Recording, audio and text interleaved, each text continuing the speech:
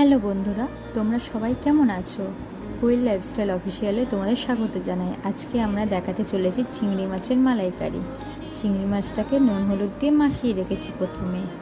তারপর পেঁয়াজটাকে ঠিক এইভাবে কেটে রেখেছি যেন পেঁয়াজটা যেন গলে যেন যায়। তারপর পেস্টে আছে কাজু, সর্ষে, লঙ্কা, পোস্ত, 3টে পেস্ট। আমার হাতে আছে গোটা গরম মশলা। তেল গরম হয়ে যাওয়ার পর গোটা গরম মশলা দিয়ে পেঁয়াজটা দিয়ে দিতে হবে। পেঁয়াজটা দিয়ে দেওয়ার পর ঠিক এইভাবে ভাজা ভাজা করে নিতে হবে যতক্ষণ না লাল লাল হচ্ছে পেঁয়াজটা। তারপর দিয়ে দিতে হবে আদা রসুনের পেস্ট।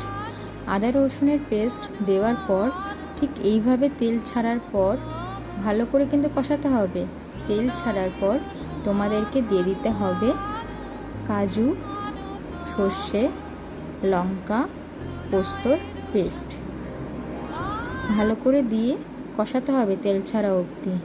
আমার দেখো নারকেলের দুধ তৈরি করাই আছে।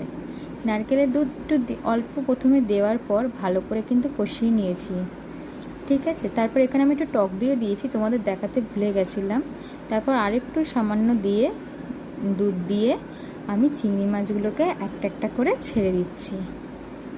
দেখো চিংড়ি মাছগুলো কিন্তু বেশ লাল লাল হয়েছে, সুন্দর করে সাজিয়ে নিয়েছি।